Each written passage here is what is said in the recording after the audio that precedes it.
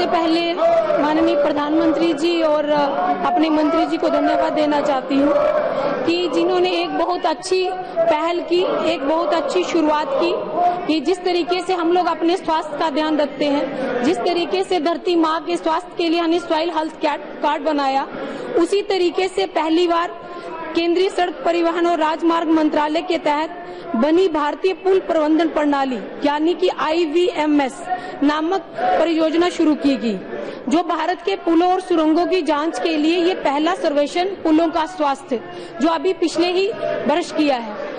मेरा माननीय मंत्री जी से प्रश्न है, क्या सरकार ने भारतीय पुल प्रबंधन प्रणाली को लागू करने से पूर्व किसी विदेशी पुल प्रबंधन प्रणाली का अध्ययन किया है? यदि हाँ, तो इसका सदन में बताने की कृपा करें। माननीय स्पीकर महोदया, आजादी के बाद पहली बार इस देश में इस बात का पता चला कि देश में पुल कितने हैं। हमारे देश में 1,63,202 पुल है। इसमें से 1,27,288 कलवर्ट है, 35,914 पुल है। और मुझे बताते हुए ये दुख हो रहा है कि 100 पुल जो है वो 50 पुल ऐसे हैं जो 100 साल पुराने हैं। और बीच में महाराष्ट्र में सावित्री नदी पर एक हादसा हुआ और उसमें 100 लोग मर गए क्योंकि पुल पुराना हुआ था। और मुझे इस सभागृह में बताते हुए खुशी हो रही है कि ये हादसा होने के बाद सरकार ने उस पुल को 165 दिन में बांध के पूरा किया। और अभी हमने इस पुलों का लिए IVMS की स्थापना की है। इसका डाटा इकट्ठा हुआ है और जो जानकारी मिली है वो ऐसी है कि पुल के अध्ययन में 23 पुल ऐसे 100 साल से पुराने कि उनकी हालत बहुत खराब है। हम उसको सुधारने के लिए प्रायोरिटी दे रहे हैं। 1628 पुल है 50 साल पुराने हैं और विशेष रूप से 147 पुल है, उनका भी हालत ठीक नहीं है। इसको हमने डिजिटलाइज किया है। अब कोई भी पुल की जानकारी उसके हेल्थ की आपको मिल सकती है और ये पूरी तरह से हमने इसको कंप्यूटराइज किया है। और इस पुलों को सुधारने के लिए वर्ल्ड में जो बेस्ट प्रैक्टिसेस और टेक्नोलॉजी है उसका उपयोग करके हम काम कर रहे हैं। इसमें 600 इंजीनियर अभी काम कर रहे हैं। इसमें नैनो, लेजर और ड्रोन जैसे आधुनिक तकनीक का इस्तेमाल किया जा रहा है। इंजीनियरिंग टीम फील्ड में जा रही है। IIT को रिसर्च करने के लिए कहा गया है। इसको पुराने पुलों को कम पैसे में कैसे सुधारा जाए उसके लिए वर्ल्ड के बेस्ट प्रैक्टिस और टेक्नोलॉजी को ला रहे हैं। और ये पूरी तरह से अब योजना जो है उसके तरफ गंभीरता से ले रहे हैं। 100 लोगों की तो जान चली गई पर इसके बाद कोई जान नहीं जाएगी।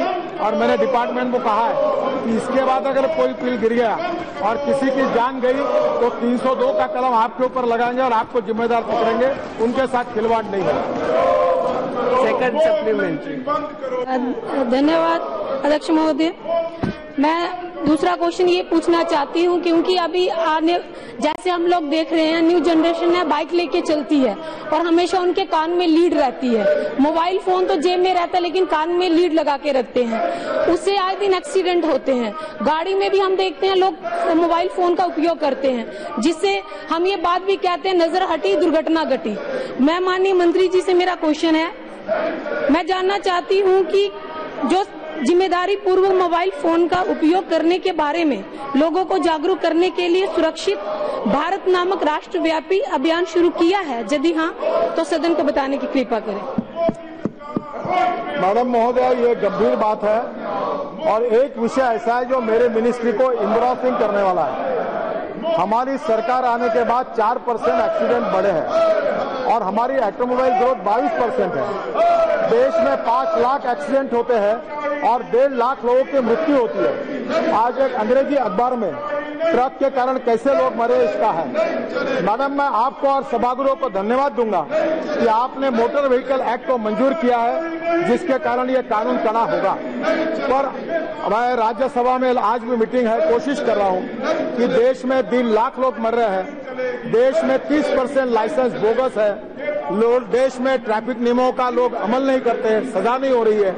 और ऐसे स्थिति में इसको लाने के लिए जल्दी मुझे सहयोग करें ताकि जो मोबाइल के ऊपर जो बात है वो भी अभियान हमने शुरू किया है। मैंने खुद एक प्राइवेट कंपनी के साथ कैंपेन किया है और लोगों के इस पर फोन जा रहे कि आप ड्राइविंग करते समय मोबाइल को मत चलाओ। मैडम, ये बहुत गंभीर विषय है और इसमें सबका सहयोग चाहिए और लोगों की जान बचाना चाहिए। हमारी कोशिश है कि आने वाले दिनों में हम कम से कम 50% लोगों की जान बचाने की हर कश कोशिश करें।